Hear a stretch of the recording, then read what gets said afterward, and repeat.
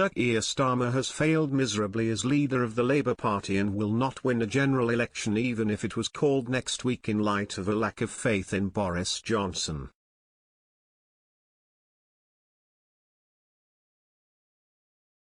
Former General Secretary of the trade union Unite, Len McCluskey, said nobody knows what Sir Keir stands for and that absence of anything to vote for would cost him dearly in a general election. He said that Sir Keir's greatest asset was the Prime Minister, whose extraordinary behaviour provided a platform upon which Sir Keir Starmer can display himself to the public as a rule-following politician.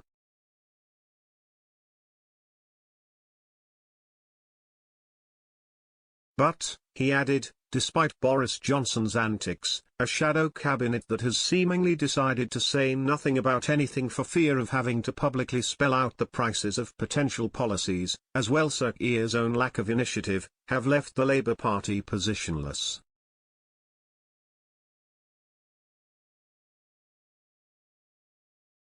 Mr. McCluskey said, Keir's greatest asset at the moment, of course, is Boris Johnson.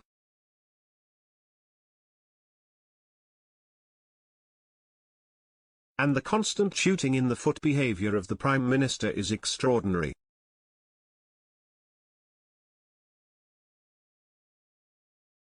But it seems to be that Keir, who wants unity to be his most important thing, that he told me, has failed miserably since we have a divided party.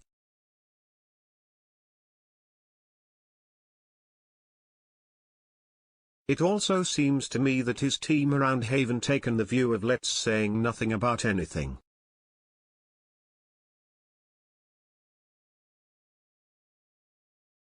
Let's not talk about policies because we might get asked by the media to cost them.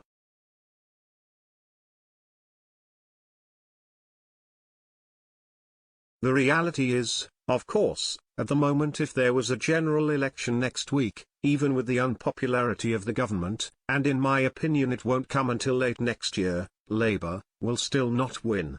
Keir will not win.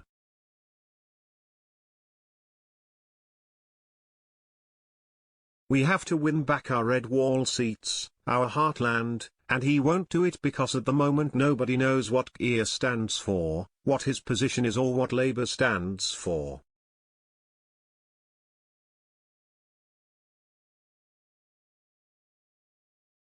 Comparisons of popularity polls between the opposition leader and Mr. Johnson show that despite the latter's shortcomings, there is little to separate their favourability rate.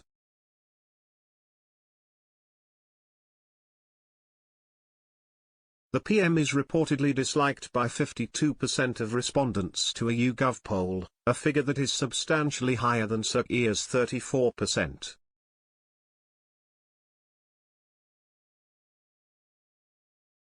But Sir Keir's favourability percentage is a mere 5 points above that of Mr. Johnson's, at 34 to 28%, in part due to the Labour leader's lack of apparent policy or character.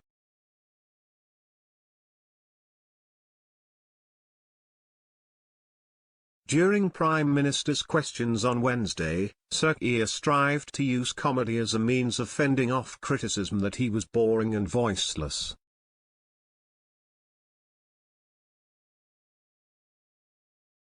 He ran a lengthy Star Wars comparison, accusing the PM of trying to pull Jedi mind tricks on the nation.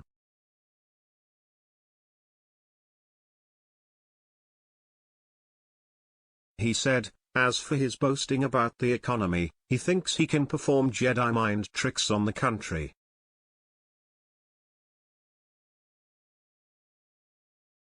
These aren't the droids you're looking for. No rules were broken. The economy is booming.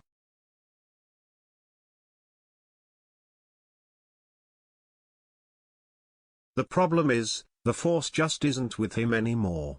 He thinks he's Obi-Wan Kenobi. The truth is he's Jabba the Hutt.